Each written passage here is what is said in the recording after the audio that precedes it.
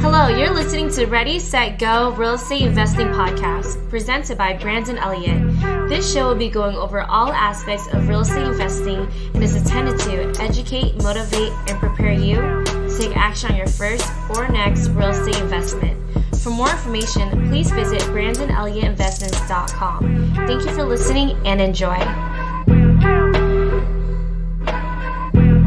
Welcome back, everyone, to Ready, Set, Go Real Estate Investing Podcast. I'm your host, Mr. Brandon Elliott. We got a special guest in the house today with us. And what's really cool is as we started talking more, we originally met in the boardroom. For sure. In a joint mastermind group, real estate related mostly. But once we started connecting and talking more here, we realized that we're both from New Jersey. We both have Asian persuasion wives and and we got a lot of other crazy things in common. So it's really funny. It's unique how God shows up and has some different things in the mix for us. But today we're going to be covering some wholesaling and seller financing, really why the market has dried up so much and is making it very, very difficult on the wholesalers right now. Right. So why we believe wholesaling is actually dead. It's dead right now. And what you can do to actually adjust and pivot and really be able to take this to the next level. So without further ado, Damien, what's up, man? How you been, baby? Good, brother. Yeah. Thank you. Thanks for having me. Down to the spot. It's really nice here. Yeah, I'm excited to have you. So anybody out there that doesn't know more about who you are, where you're from, and the whole nine for real estate, do you mind just diving into that? So for me, how I got into real estate, I could start there. I mean, I feel like I have probably the most boring story about real estate. Like, you know, I was one of those kids when we were little, when we had family gatherings, I would always be the one that would want to play Monopoly. Yeah. Right. Like, so you see, look at you, you're like, yeah, me too. Right. So I found it was always interesting. And I grew up in the 80s. Yeah. So, you know, Donald Trump was kind of like one of those dudes that you were just like always hearing about. Yeah. He was in real estate. So in my mind, I was like, that's the only way you're going to make it is in real estate. Especially in the East Coast, you know, the whole Donald Trump. Exactly. New York, New Jersey, Connecticut. That's what we knew, right? So, I mean, fast forward, man, I graduated college or high school rather, nothing special. I was just like an average student. Yeah. You know, and I was just like, so I was like, I'll go to college. I studied accounting, you know, thinking that was like I could get closer to business and real estate, you know, and it was furthest from the truth. It was super boring. Yeah. And then I ended up very boring. I ended up graduating with the accounting degree, taxation. I got out of school and then I went to work for an insurance company of all places. And then doing about 3 months of that, I want to blow my brains out. And I was like, I got to find something else. Were you calling people? Back then, you know, I think I would have lasted longer if I did. Yeah. Because I was telling them, like, put me on the phones, like I'm nice, right? Yeah. But they didn't even give me a shot. So I was like doing sales support for this guy. And I was just like, man, I was like support. Like I was basically running quotes all day. And I'm like, get me off the bench. Like, I'm not that kind of person. So I need something more. Exactly. So how'd you get into real estate? What inspired you? So from there, man. Do you have any family members, friends, anybody? I don't. I think, you know, on my side of the house, on my side of my family, like my immediate family, I was the first one to buy a house. Yeah. I bought my first house, like 100% financing. Yeah. And I got a story on that. But, you know, I bought that house. But how I got into real estate back then, there was no YouTube. Yeah. You know, there's no Twitter, none of that shit. So I went to a seminar back in the day from this guy. It was called like Robert Victor Hansen or whatever. They did like a 3-day. I went to a 3-day event. I sat through and I remember all the people were like older, like probably like in their 40s or 50s. Yeah. You know, and they were majority white people, Caucasian. Yeah. And I remember just sitting there like as a 20-some-year-old kid thinking like, all right, like, okay, show me what I got to do. Yeah. And we sat in the room for 3 days. And I remember there was a guy from Newark, New Jersey. His name was Richard. I think his last name was Douglas, like Richard Douglas. If you're out there, Richard Douglas, like, hit me up. You're the guy that got me going, right? Yeah. But Rich Douglas, right? Like in the sea of like all these people, there's this a Jamaican guy. And, you know, I'm from the Caribbean too. And this dude was killing it in Newark. And I was just like, what are you doing? He's like, I'm doing wholesaling. Yeah. That's all the guy was doing. And he was just smashing it. So I was just like, yo, I don't know what he's doing, but he told me he could do it. And he said, these guys are honest. Yeah. They could tell you how to do it. So I was like, all right, I did that. So at the end of that third day, you're running to the back of the room. Yes. Credit card and all. Yeah. I remember, and this is kind of like how people tell you, like, okay, you got to risk something, right? Sure. Man, I remember I had a decent paying job at the time. I worked for a mortgage company at the time. This was after insurance. Okay. And I remember I had good money in the bank. I probably was all my savings, but I had a big credit line on my credit card. Yeah. So I put a little bit of money. You remember this? Yeah. Put a little bit of money down, like $5,000 or something. And then I end up putting the rest on my credit card because they were saying, like, yo, once you get your deals, you pay it off. Yeah. So I did.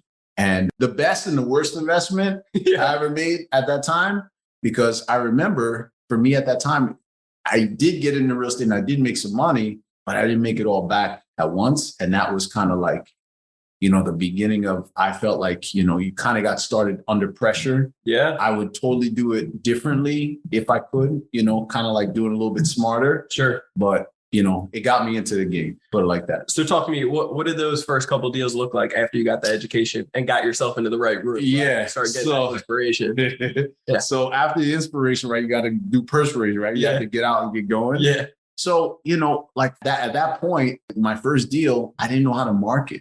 Like going into these things now, like people going, oh yeah, like these gurus, they tell you how to, like most people now on YouTube know more about how to market and wholesale than anyone did back then, right? Yep. So like, that was like unheard of. So I didn't know how to market. I knew the concepts, but I didn't know how to actually get deals. Mm-hmm. So what I did is I had a buddy of mine, Kev Burr, still one of my best friends still today. I said, Kev, I was like, you know anybody that wants to buy a house? He lived in South Jersey, like kind of like Burlington County. Okay. You know where that is. Yeah. He lived in Burlington County. And I said, Kev, you know anybody that wants to sell a house? I'm like, you call me. Yeah, you call me. And he's like, what you mean? Like, where are you getting all this money from? I'm like, no, don't worry about that. I was like, got the money, just tell him. I was like, pick an ugly one. Right? Yeah. Sure enough, Kev calls me back like maybe 2 weeks later. He's like, bro, I got an old lady, like typical story, like little old lady. She has this 2-family house. She's not going to do anything with it. Like she wants to sell it. And she wants cash. I was like, all right. I drove down, looked at it, didn't run the comps. Yeah. Didn't run any, didn't like, what do you want? Didn't, like whatever she wanted, I just took like 10,000 off, right? Can I get it for this? Right. That's all it was. I just need a deal. That's it. That's all it was. Man, I remember writing up the contract, sending it to her, boom, boom, boom. And then after that, I took that deal. I went and took it to a RIA. Okay. Garden State RIA at the time, because I lived in Jersey.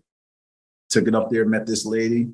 She was like looking for a deal. She was looking for a 2-fam. Boop, boop, boop. I remember she was haggling me. Really? Oh my God. I don't remember your name, but she was. But I don't want to know your name. She was tough. But I ended up making, first deal, I made 10,000. And I broke my man Kev off. I made, gave him some of our finder's fee. Yeah. And that was it. And then after that, here's where the story gets better. I didn't do any deals after that. Like no deals. None. Really? For like another 3 years. None. 3 years. 3 years. What I didn't understand is like, I didn't understand how to market. Like after my Kev. Yeah, Kev. Yeah. That was it. Kev, where you at, bro? Yeah. Keep it coming. Kev was like, I made my money, but like, that's it. Yeah. And I didn't understand that. And that's the thing that I didn't really learn until years later when I moved to Florida. Yeah. Try to find more Kevs. Yeah. The Kevin model. Yeah, the Kevin model. Yeah. Okay, so 3 years passed by. Were you still in the mortgage space? Dude, yeah. So at that point, after I got that deal, by then I leveraged myself pretty high because remember I told you I bought a house. So I bought that 100%. I quit my job at that point because I was like, I'm all in. Yeah, I'm a real estate investor. Well, that's it. I got a property. Right. So I quit my job. Yeah. I bought this property 100%. And we were expecting our son at the time. Okay, yeah. So it was like triple threat. Yeah. And I was just like, all right, I was in it. And then after that, right around that time is when 2008 happened. Okay. And then things just screeched to a halt. And my tenant, fast forward, my tenant stopped paying. I was living in a 2-family. I was living upstairs. My tenant's downstairs. I see him getting groceries, and not paying me. I was so mad. And like when people talk about tenant stuff, like that's what you can run up against for sure. So what happened with that situation? Like how long did they not pay? You had to go through the eviction process? Man, what happened? Nah, like I ended up, they didn't pay me for a while. And as a result, because I had no job, I didn't pay the bank either. So I ended up going into foreclosure, short sale, the bankruptcy, all that stuff. Fast forward, man. Like that's like the reality for me until maybe like 4 years later, when I kind of got out of it, my wife was back to work and then she had an opportunity to move to Florida. Yeah. And at that time, I had a small transportation business and I was doing all right, but I was out of real estate. I was like, I'm done. Yeah, I was done. And then, when we moved to Florida, I said, I'm going to give this thing a shot, because Florida was refreshing, because like there were so many people doing real estate. Okay. There's so many people doing different strategies. Really? Yeah. In Florida, there were so many people doing so many different things: lease purchase, land contracts. People were doing, owner financing for sure. I'm just thinking like the different things that I saw. Of course, wholesale was, fix and flips, multifamily. Like there was so much going on.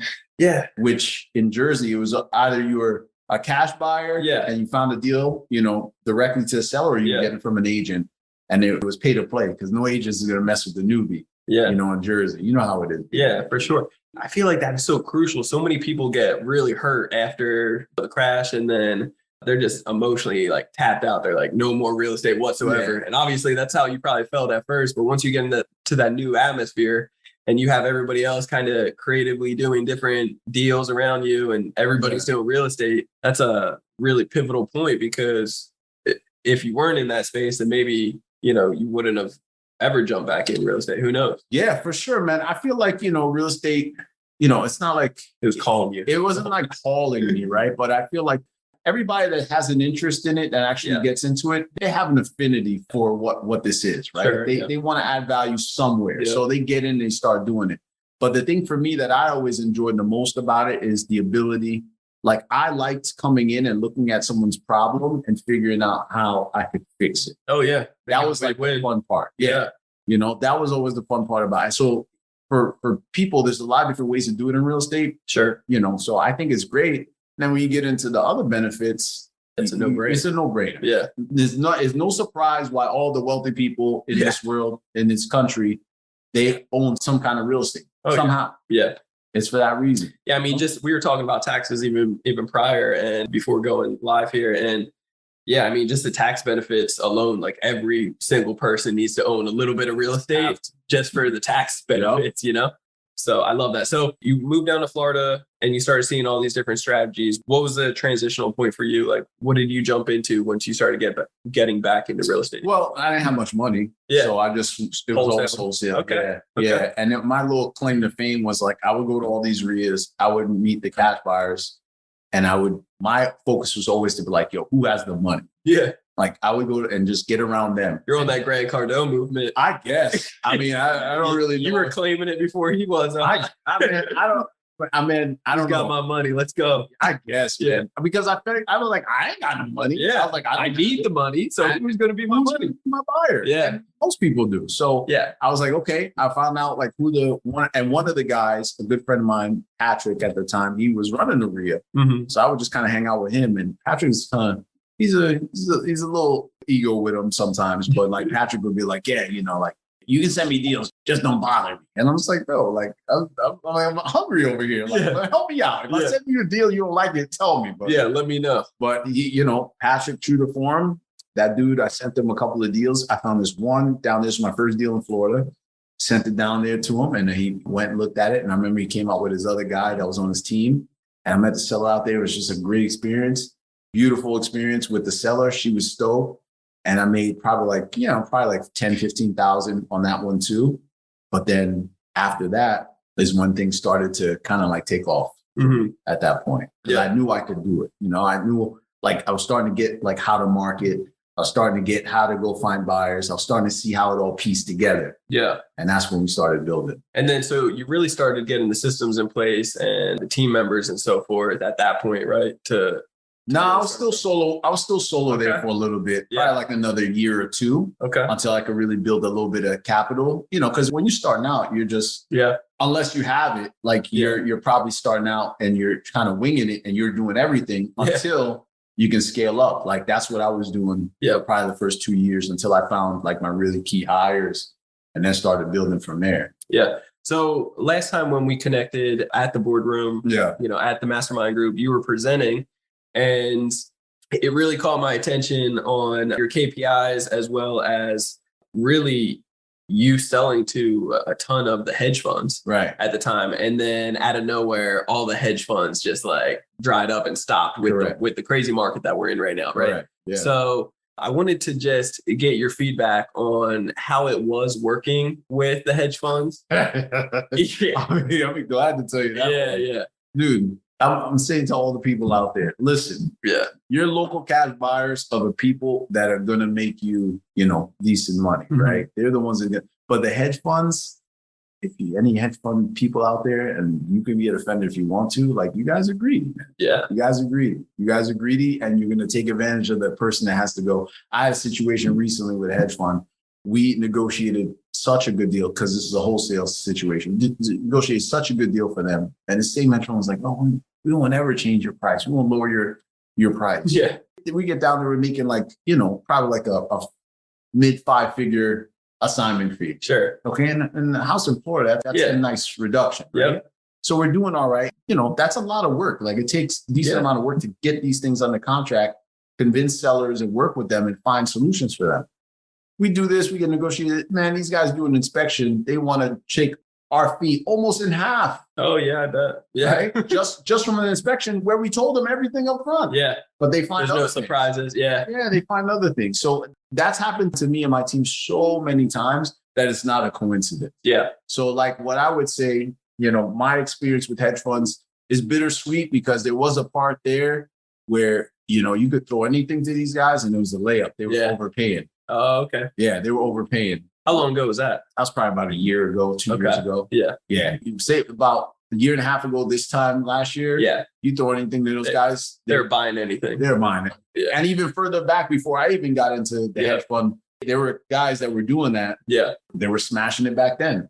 So at this point, you're not playing around with any hedge funds. I mean, hedge funds aren't even playing around with us anymore either because they just totally, at like a turning point, just one day, they just totally stopped, right? They dried up. Yeah. So a lot of them kind of pulled they're saying they went on kind of like a hiatus. Yeah. But you know what that means in corporate language. Yeah. Like, they're just going to sit back and when they're ready, they're ready. Mm-hmm. And that's kind of what's happening now. So what I think, I look at this market and I look at, okay, if they were the ones that were buying, right? They were the majority of the cash buyers were comprised of a lot of these hedge funds in certain markets. Yeah. Then you have some other people, your regular cash buyers. Then you have the people that were buying because they could afford it because of the low interest rates. Sure. So now they're out because interest rates are higher. So exactly. So that was your perfect storm. Yeah. And then you also have people that were just deciding that they wanted to move or something, like your regular buyers. Yeah. Right? So it's like you take 3 out of those 4 out. That's where your slowdown happens, right? Because those guys are no longer, they're saying, okay, well, if we wanted to get returns, they still have to buy. Oh, yeah. Because the money is still coming into them, but they know. So they have all the KPIs, they do all the research, and they know. So they're just going to wait. Yeah, they're waiting. Wait. And if they are going to buy, they're going to use the people that are in the trenches to go get it for them. Mm-hmm. Look, I'm not going to buy how they do business. It doesn't just mean I don't want to do it anymore. Yeah, for sure. That's why I personally feel like wholesale in the way that we all knew it for the last 5 years, 7 years. Oh, yeah. It's dead, bro. Yeah. It's dead. So talk to me about that. I know you just explained a little bit of why it's dead, but go deeper into that for anybody that's just getting started into wholesaling. Like, what are some of the difficulties at this point for somebody that's brand new, even if they get the education, like, there's a lot of deals that are getting stacked up on top of each other right now. The inventory is climbing, and a lot of these people can't get rid of these properties. They can't find the buyers anymore. So your questions, it sounds like, if I'm hearing it right, it's a little low. You're like, okay, if you're getting into wholesaling now, like, why is it a little dead? Yeah, Why even go that route? Dude, so for me, I think if you're getting into real estate right now, you got to be focusing on, honestly, like, getting your strategy down that's going to be effective in this market first and foremost, and then invest in your skills. So like, if you're just talking about, okay, what's the strategy that can work? This is a downward trending market price-wise. Yeah. Prices are falling. Nobody's going to be buying properties at the level that they were for appreciation and flipping. Yeah. So you got to switch your strategy. Yep. It's either going buy and hold, and you're going to be working with like more cash investors that want to hold for long term, or you're going to be working with people that, can give you terms on their property. And then you want to work with investors that want to buy and hold on good terms, or you're going to be working with people that are outside of the credit box, so to speak. Sure. You know? They're locked out. Yep. You want to work. They can't get the bank financing. And there's tons of those people. Yeah. Tons. Yeah, I mean, you're in that business. That's part I see it every day. Yeah. You know, they got tons, you know, they have decent money. They just don't have the credit. They don't have the income that they can show. Yeah. So those people want to buy, man. They want homes. Oh, yeah. Yeah, I want to talk about seller finance, but before we do that, let's talk about the market for a second. What is your opinion on where we're at in the market right now?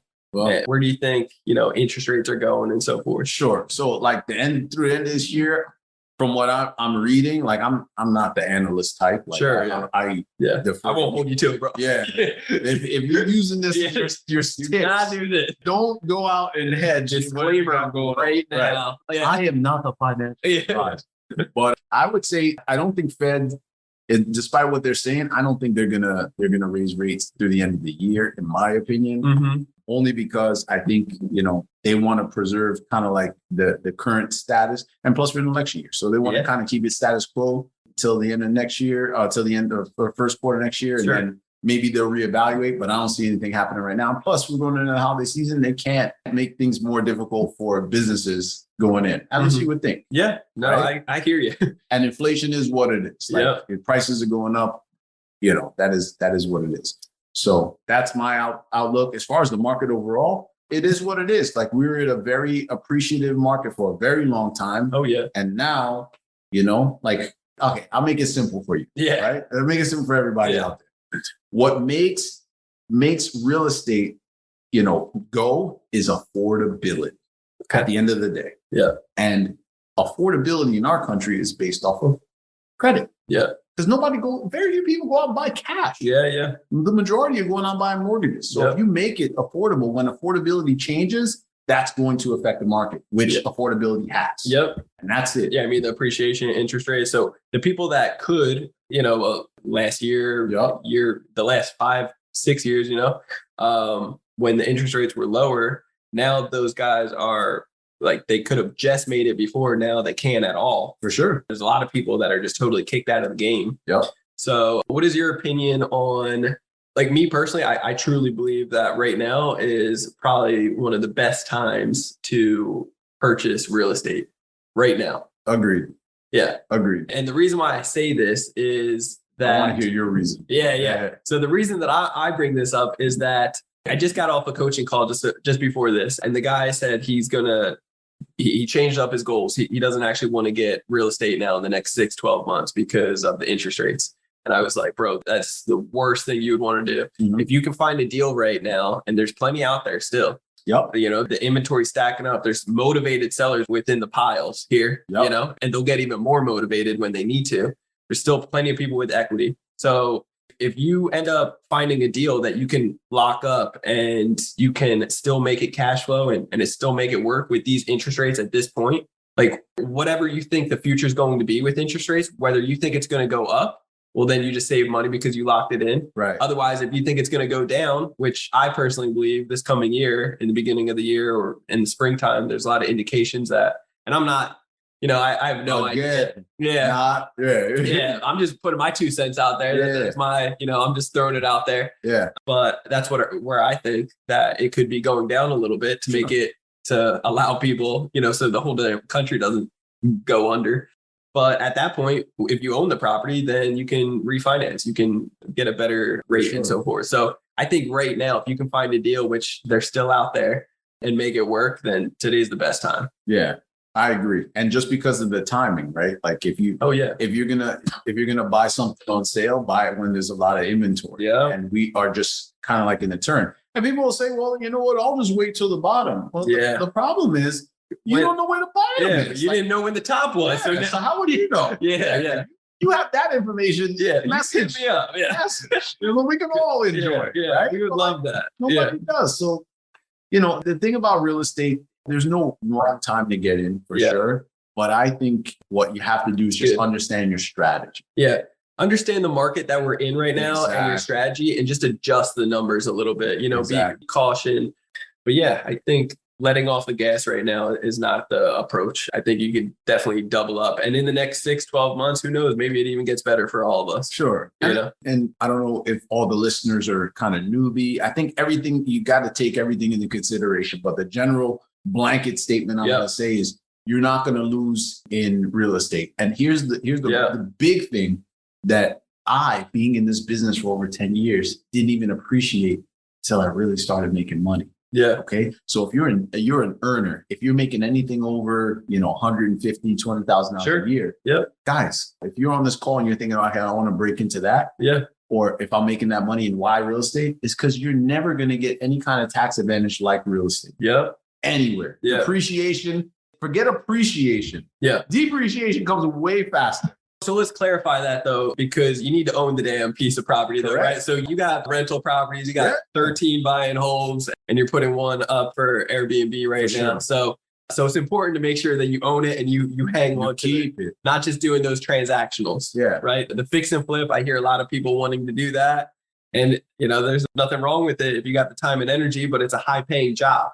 High risk, high rewards. Yeah. So you just want to be mindful of your strategy. There's 30 plus ways to make money in real estate. Get a good understanding of each one so that you can really excel in whatever gravitates you. Right. Like you fell in love with wholesaling. It makes sense. It did because I didn't have any money. Yeah. So you had to start somewhere, right? Exactly. I fell in love with the BRRRR strategy, and that's, totally saved our life. But now you are starting to really fall in love with the seller financing. Oh, yeah. Yeah. Sure. And there's nothing more attractive than, I love creative real estate. I just think nobody utilizes it enough. It's something you got to educate the other individual on, and really you got to sell them on the idea of how well it is for them becoming the bank. Yeah. Right. That's the place that we all want to be at the end of the day. Sure. So tell the listeners why you started going down this route of wanting to do seller financing. And for anybody out there that doesn't really understand that concept. Okay. So, seller financing in its core is really just like another strategy, right? Yeah. And it's not brand new. Like it didn't just come out in the last 2 years. Yeah.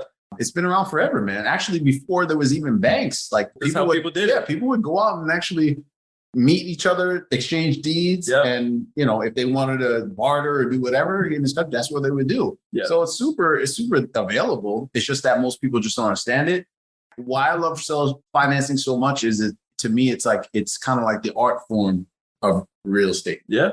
Right. From the residential all the way up to the larger. We're working on a 267 home portfolio right now. Yeah. Okay. And the bulk of that transaction, I'm in there negotiating, seller finance terms and kind of working out how we can get that. The guys at the big levels, that's all they do. Most of the deals get done. It's very rare that they're just coming in and it's not traditional. Give me cash. Yeah. Exactly. Yeah. So, that's, if they're doing it at a high level, that should tell everybody else that's in between from the low part, this is how it gets done. And all it is you're just sitting down and saying, okay, if you feel like my price, what you're asking, right, isn't what you want, then if you want me to meet your price, then help me out with the terms. Yes. That's it. Yeah, it's price versus terms. Yeah. That's what you got to realize. Exactly. And just getting creative and trying to figure it out. What is a true win-win? Exactly. And that's what two people can do. You can do it between an agent. It doesn't matter. I just met an agent over at a property in Escondido, and I felt it was cool because she was talking to me. She's she's a really smart agent, right? But she's like, Damon, I wanted to give her a soft offer over the phone. I'm like, yeah, would they take terms? She's like, I can't tell you if they'll take terms. I can't tell you. I can't tell. She's like, I need you to come down to the house and look at it. Yeah. And I'm just like, oh my God, lady. No waste my damn. Right. So I'm like, I'm going to draw. And I said, okay. And she's just like, I can't talk to my seller. So she pretty much convinced me to come see the house. Yeah. So I went over there and we sat down. And, she was really, really smart about how she kind of, she did her homework on the property, and for sure she'd be an asset. But even that, now it's okay, now that I've seen it, we get to create the terms. Yeah. And now I know a little bit more about the property because I understand what the parts are, right? Knowing the seller's wants and whys, seeing the property, what kind of exit, what we have planned.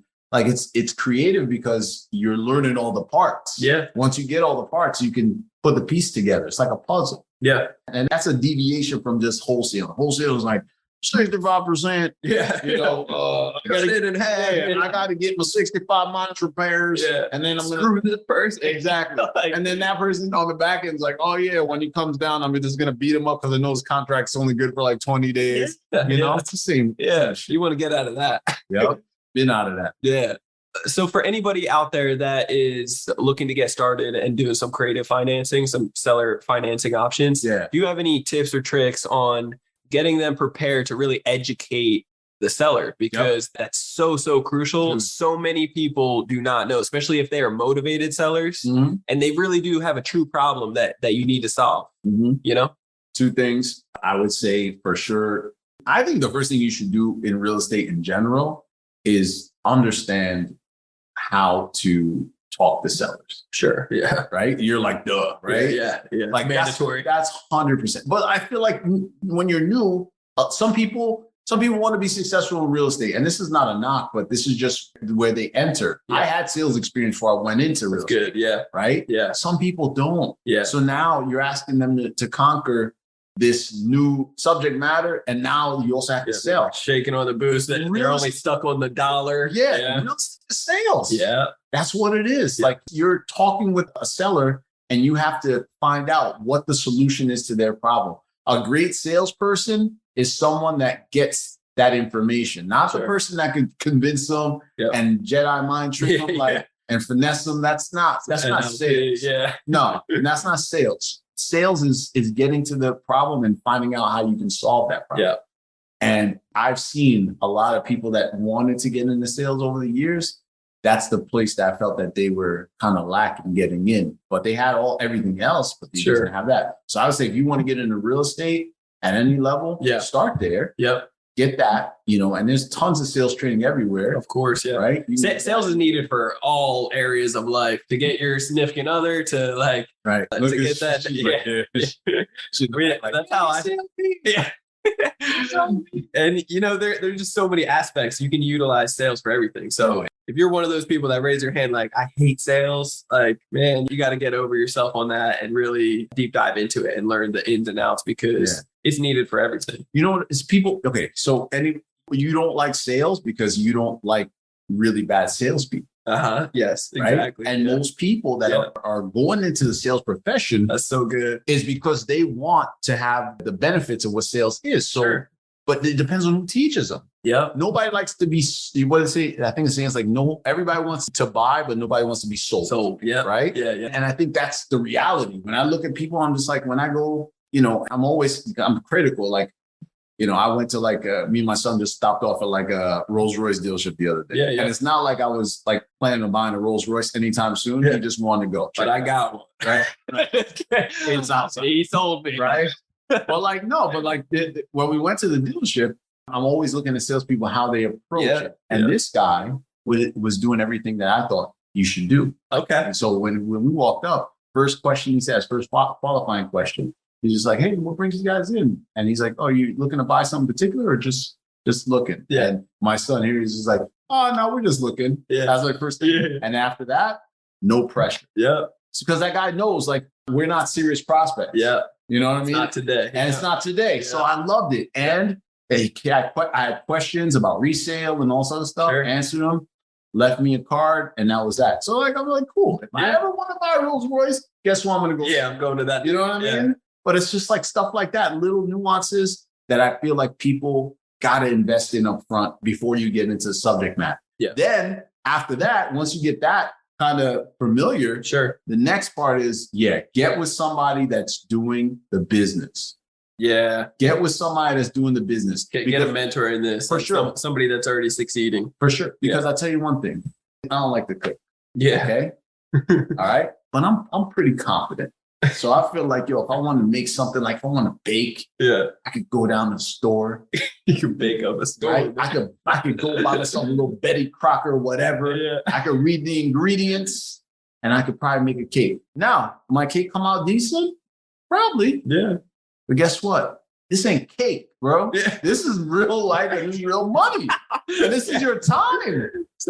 You know what I mean? And people think like, oh, I watched a couple YouTube videos and they gave me a contract, I could do it. No. Yeah, you better slow down. No. And you're dealing with real people too. Like you're dealing with real true life problems that you got to be sensitive with. You got to listen and you got to make sure that you're not burying people in this situation. Sure. And another thing is too, it's like, like not for nothing.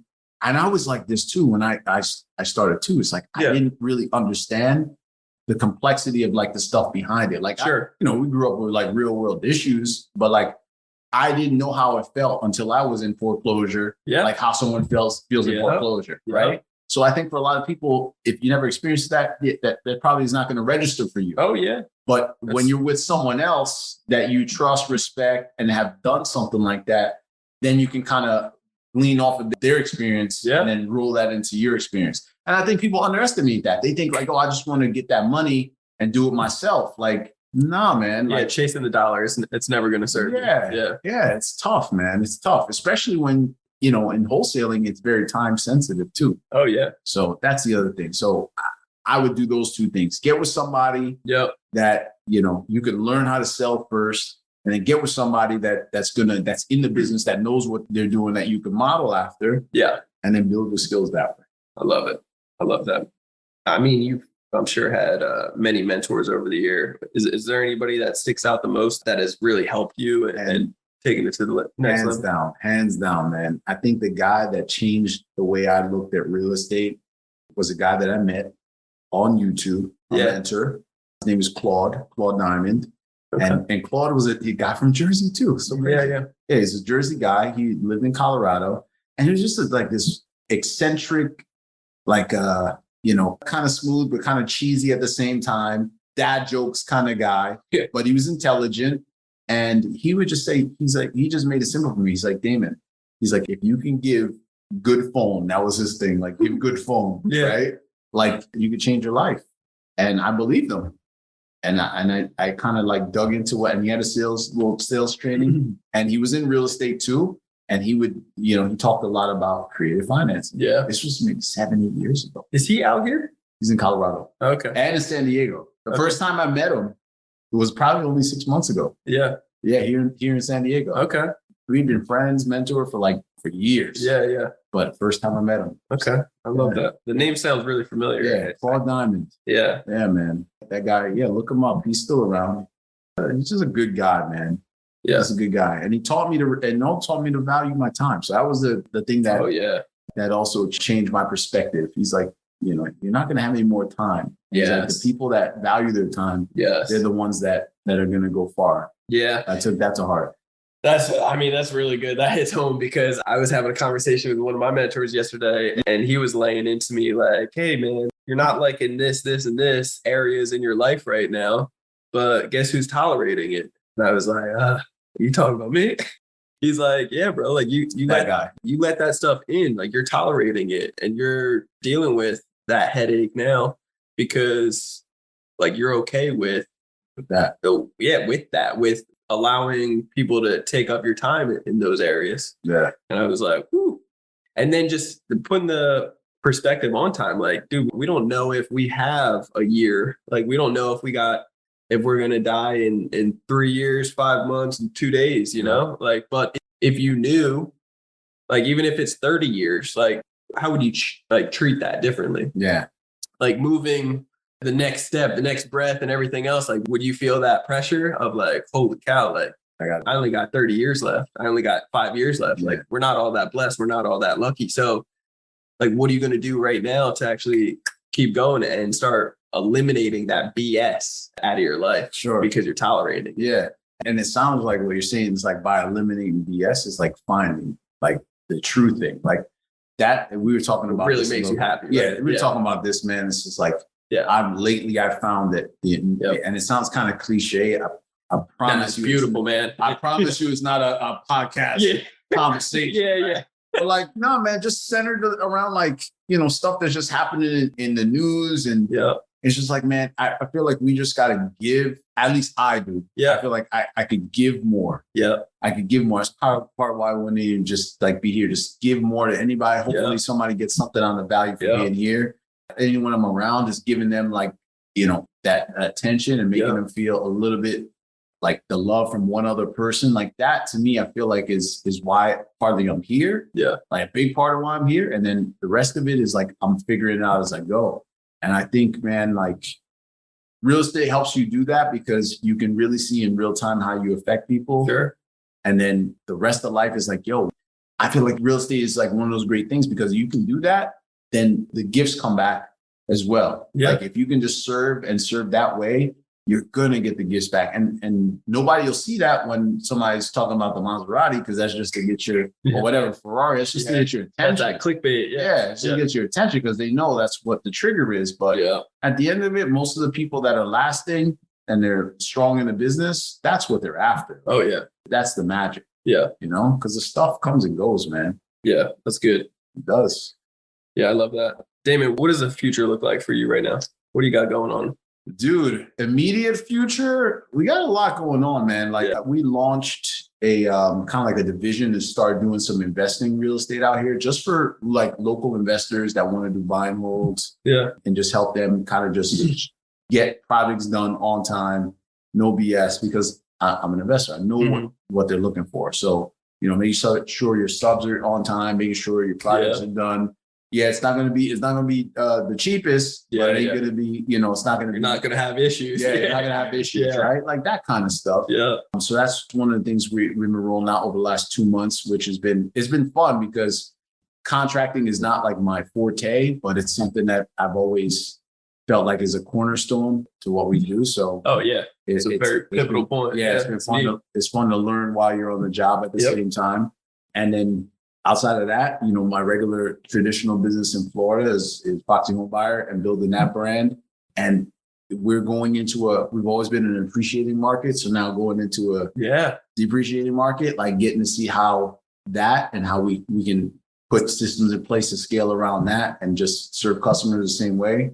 That's what we're doing. So it's like we've probably in the last 45 to 60 days started transitioning into all seller financing. Oh, really? For the most part. Yeah, man. I mean, because the reality is it's like no matter what you say, most people are not ready for that conversation. It's the high level stuff, right? Yeah, like, most sellers aren't ready for, hey man, like, your house was 200 last month. Now it's going to be it's 150, 140. Yeah. Nah, man, they don't want to hear that yet. So there's going to be people that are motivated. Give them another option because those people might have the wherewithal, right? And then the still the need to take advantage of what you're offering versus just cash at 140. Yeah, their interest rates may be low, you know, like they might have something locked in from years ago, right? So exactly. Yeah. So that's those are the two things major, man. And outside of just work, like it's inside of just getting closer to like why I'm supposed to be here. You know, like my wife, she's very passionate about dance. Like that's something that she's always been passionate about. Our son, he's like, he wants to go travel the world. And he, you know, he's at that place where he's getting to the point where he can be kind of like a self-starter. And he's traveling and going places. He wants to, you know, be on the world tour and surf all the world's best waves. And like, here I am. It's like, I want to just be able to not just inspire people, but show them like it's possible. You know? And I think it all comes out of like, okay, well, what do you want to give? Like, I know everybody needs something and they want to get back, but what do you want to give to get that in return and be that example? I think. Yeah. You know, that's kind of where it's at for me right now. Yeah. That's good. Yeah, man. If like real estate has changed my life so much, I couldn't be more thankful. And I feel like over the years, I don't think I was naturally like greedy originally, but it's kind of like that mindset of putting your mask on first. Like I always felt like I need to make myself successful first before I started giving out so much in the beginning. And what I realized that if I wasn't faithful with the finances that I was getting at, you know, that beginner early stage as I'm building myself up, if I couldn't be generous with that, then I felt like it would be very difficult for me to start changing my habits when I'm super successful, right? Sure. And I get all those funds. So having that generous heart and starting to pour in whatever that means to you, you know, like whatever that looks like. Yeah, that's not always just finance. It's not always just time. It's I don't know. It's getting creative with it, right? We're talking creative financing, creative giving, baby. Yeah. But yeah, I think that's important. And it will always come back to serve you best. So yeah, man, I appreciate you so much for coming and your generous heart and being able to give back to the listeners. You just gave an hour and something of your time. How can myself or the listeners, like, what can we do to give back to you? It's a great question. I would say right now that my biggest, want, or the thing I could use is I'm looking to place, for anybody looking, I'm looking to place an investment. We got 267 units. They're homes in Florida, and it's a seller finance opportunity. The cash flow is there. And for the right buyer group, if they're looking to get, steady return, appreciation over time. Yeah. But man, killer depreciation and value. I mean, these are homes that, like, in Florida, I don't know if you know Florida, but Florida, you could be in flood zones, you could be in tornado, hurricane alley, all different, right? Like, these are like the most moderately priced homes, but in like the best homes in Tampa Bay area as far as what it has to offer. Okay. And what would be great is somebody that is looking for that type of return or knows somebody that is. Don't worry about the structure. If they're looking, we can figure it out. So for anybody looking, contact Brandon or contact me. Yeah. Contact me. So throw out how people can, any social media or whatever you want to give them to reach out to you. Sure. So I'm gonna keep it simple. Damon Hart on Instagram. Damon Hart. I think it's Damon Hart FL on Facebook. Damon Hart on Instagram. And phone number, I'm going to give you my number. Call me, 813-413-7929. Just call me. I love Text me. Yeah. I remember back in the day, like my guy, Mike Jones. I was just thinking that. Remember Mike Jones was giving out cell phone. What is that number? 8004. And Mike Jones, he was like, that was like the best thing. So call me, 813-413-7929. Like, call me. That's some good marketing right there. Yeah, that's good. Call me. I do pick up my own phone and text me because sometimes the voicemail gets a little full. So text me and just say, hey, that would be great. I would appreciate it very much to get an introduction, and we'll talk about all the numbers and structure it that way. Yeah. Well, I appreciate you so much for coming down here and just being a part of this to give back to the listeners, man. So nothing but respect and love for you, bro. And really excited just to see what you start doing in this new transition as wholesaling and the market that we're in is kind of, it's dead, right? So now we're doing the seller financing and switching it up. Dude, I tell you what, bring me back here in 3 months, whatever you want to do. Yeah. And I'm gonna tell you one thing. We'll be doing majority seller finance, 100%. Oh yeah. And by then I was just telling you we're buying another place here, and I was like, it's gonna be seller finance, 100%. And more confident than I've seen in a very long time in any real estate investor. So I love that. You see that? Locked in. You got to just know. I know it. So for sure. And it's the strategy, guys. Yeah. It's the strategy. Yeah. When you got the plan and you know exactly what you're doing, then the confidence will come, right? So anyway, guys, love you guys all so much. If you guys want to get a hold of me, you can always check out me on Instagram. It is Brandon Elliott Investments. Otherwise, facebook.com/Brandon Elliott Investor. If you're looking to get educated on anything credit related and really understanding how to get as much funding from the banks as possible, totally flipping the scripts and getting several $100,000 to even 7 figures in funding at 0% interest, and then being able to leverage it and purchase real estate just like we have, or scale up and really leverage and travel hack and so much more into any other businesses that you're passionate about. If money was ever the issue, let's eliminate that with credit.